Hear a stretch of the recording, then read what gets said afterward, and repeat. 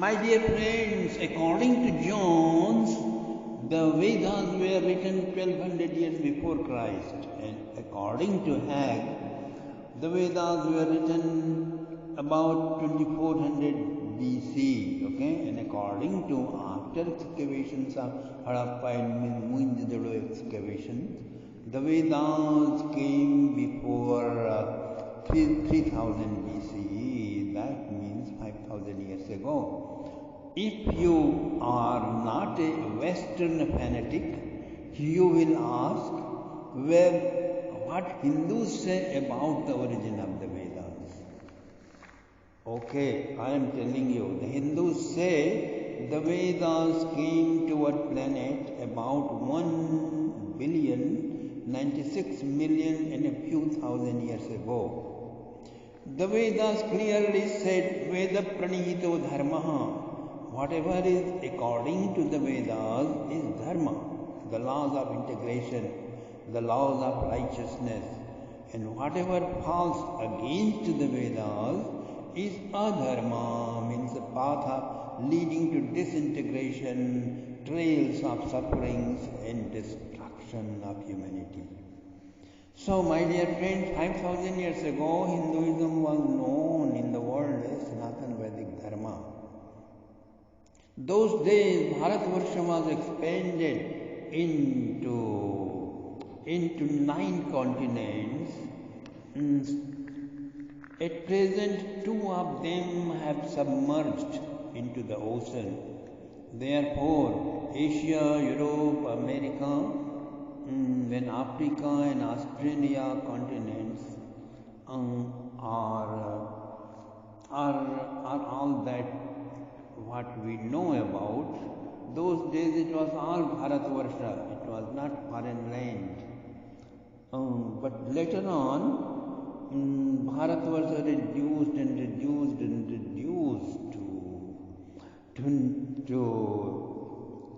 to just Iraq, Iran and Tibet and all the India.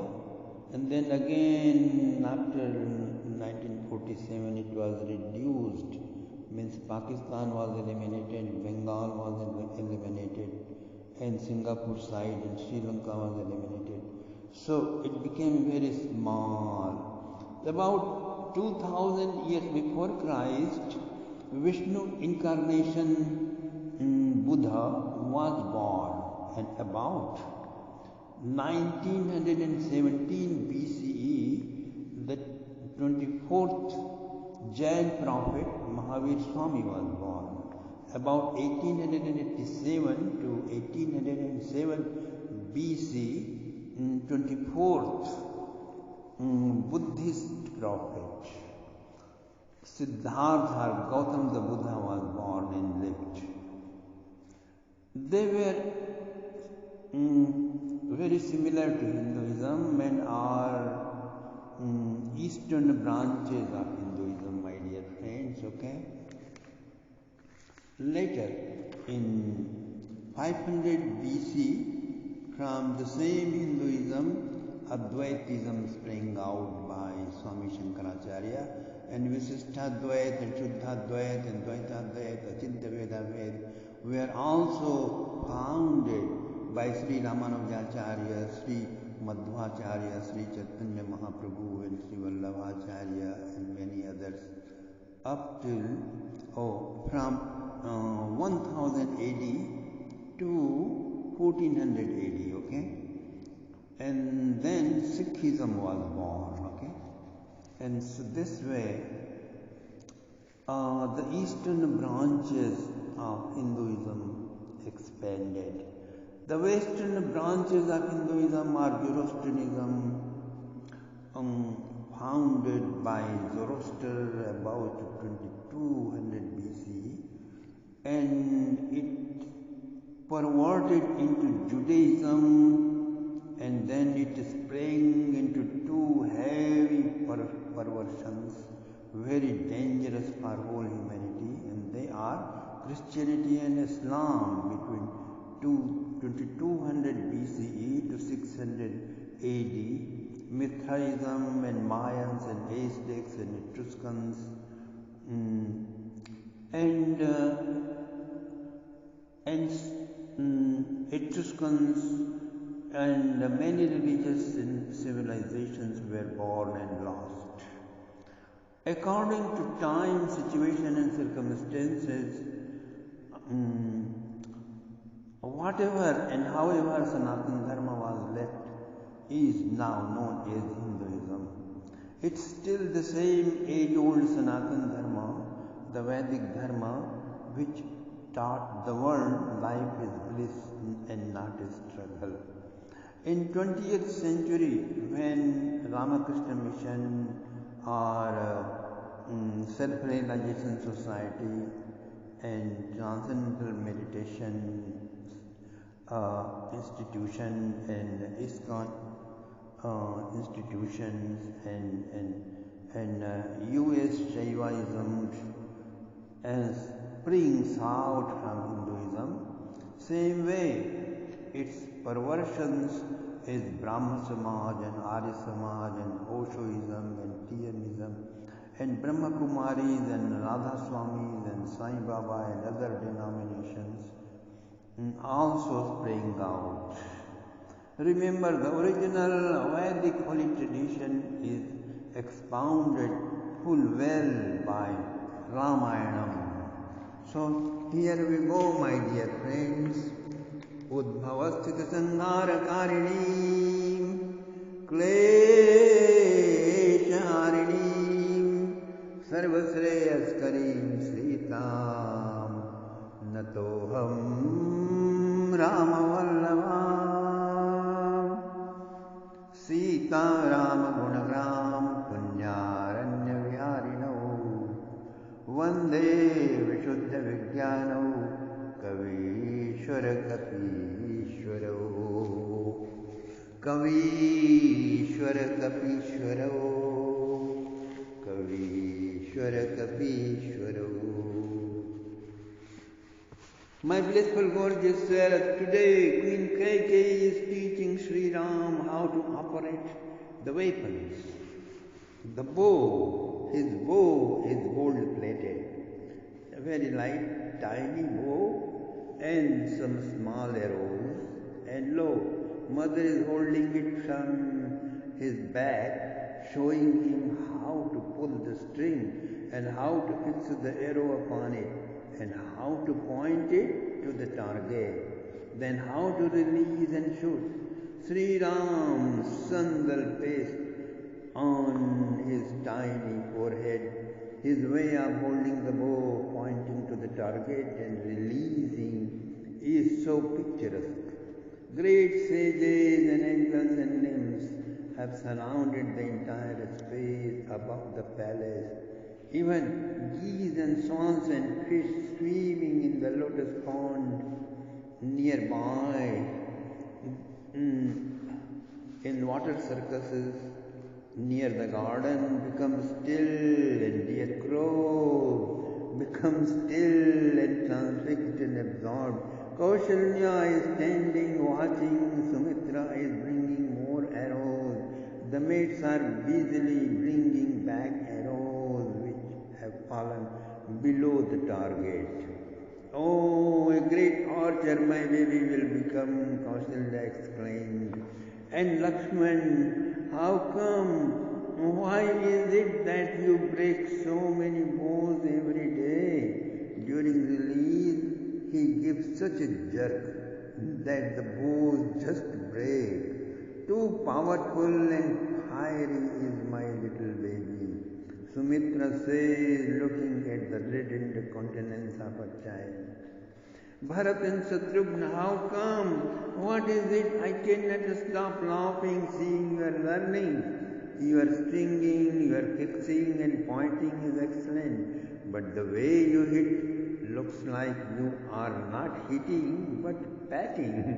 A gentle, sweet patting, a loving touch through arrows.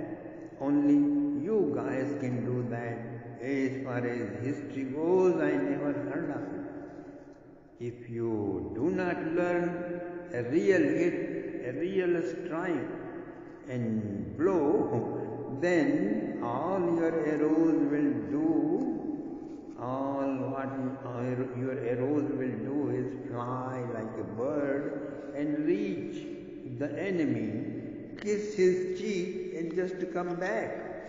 Kaikeyi said, tauntingly, sitting on her heels, looking at the perspired faces of all the poor babies, pulling their chins. Some Himalayan kings have sent a couple of little dwarf horses and elephants. Ever since they have seen their riders, these little animals have fallen in love with them. As soon as they spot them, they rush. They come runningly. An elephant sits, laying his trunk flat on the ground, and stares and expects Ram and his brothers to climb on his back so that he could take them on a ride around the yard and nearby garden. Cock also comes, sits on the head of the elephant, totally serene. These white little horses keep looking around. Where is him? As soon as they spot the princess, here they go. They reach Ram and stand beside him so that he can take a leap and be on his back to take him for fresh air or just a ride on the royal bridal path. All four brothers respect their hopes and expectations, and lovingly they mount, taking a quick leap, and here we go. This is yours, right? And go home. Always use this horse. You live too far. It is not okay to walk all the way. SriRam gave his horse to one of his friends, my dear friends. One by one, he gave away all horses and elephants too. But then, new tributes, new gifts of wonderful multicolored horses and white and black baby elephants came from all over the world. The kings brought them many times. The friends of King Dasharatha Indra assumed various forms and approached just to give gifts to his friend's beloved princess. Not only this, now from so many places, innumerable celebrities are rushing down with precious gifts in their hands. Many of them are from other planets. Some devas, some sages from Mahalok, Janlok, Taplok, Brahmalok, assuming different forms as prince, as king and queen. They have come to visit King Dasharatha, especially when he is in Kaushalya's palace. All they want is a glimpse of SriRam in the lap of Mother Kaushalya or Father Dasharatha. He looks like a shining bluish green pearl. Many dignitaries even assume the form of children of Ayodhyan citizens, and the door is open. They come with an abundance of love and respect in their heart, and look at how SriRam greets them. Each of them differently, uniquely, but inherent love is the same. Oceanic, unlimited, unfathomable and full.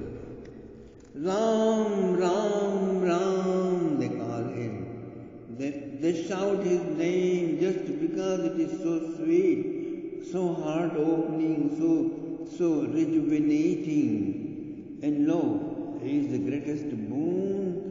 That curly-haired, covered moon-like face of SriRam turns, and his lotus-petal eyes search. Who called my name? Who is he? What a great reward!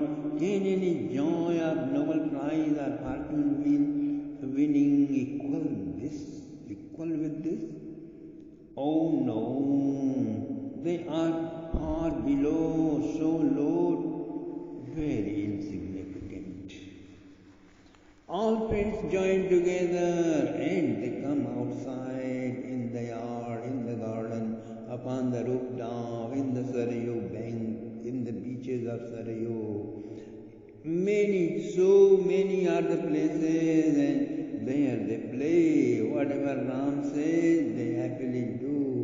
He always says what all want, but look at their faces, gestures and movement. How respectful, how clean they are in their behaviors.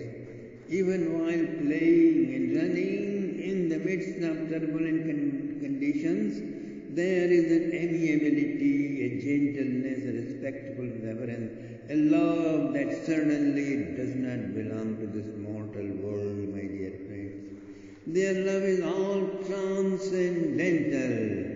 The nature of transcendental love is one, to be happy in the happiness of the loved one, to make him happy at all costs of life's pleasures, to starve to see him happy even at the cost of one's life, and it is as if each of them are an embodiment of such feelings, and those feelings are expressed frequently during their play, during their conversations. The way they look at Ram, and Ram looks at them, touches them, and walks with them as if love is pouring down, flooding Ayodhya, and the whole world. More than that is flooding each one's life. Mothers and her friends run down, king and ministers run down, many visiting celebrities too run down and watch their play, absorbed in trance and transfixed. What game are they playing today? Ram doesn't know. Whatever Lakshman or Bharat wants, what Ram eats, he does not know. Whatever Lakshman and Bharat eat, what they want, they don't know. Whatever their friend wants, they are running fast on their green grass, in the bushes, among the wine plate trees, around the pond filled with lotus blossoms. SriRam looks at some nests, at some beehives. What's that? And everyone looks. They are running, all brothers are running, mothers are encouraging. This way they will grow stronger, sturdier, their limbs firmer. So they are shouting, Bravo, bravo, bravo, and they are running, friends are running with them. Such a sweet race contest is going on. Who came in first? Who can know? Newer and newer beauty becomes added to each grove as soon as they see Ram coming in their lap. What to speak of trees? Even the grass blooms with flowers, as if to make an offering of flowers to them, or spread some carpet of flowers for SriRam, so soft to his feet. All splendors of spring manifest when Ram comes in their fold. No matter what the season, the trees start dripping nectar. When they go away, the lawn becomes sad. Trees also, vines also, ponds also, my dear friends. The king has most beautiful garden of his own. There is a miniature best of everything in the world. It is more picturesque than the Vatican, the Garden of Pope, more beautiful than the Valley of Kashmir or Switzerland. And their beauty is so alive, so conscious, so sensitive, they all become sad, gloomy and crying when Rama goes away. But when he comes, it is 8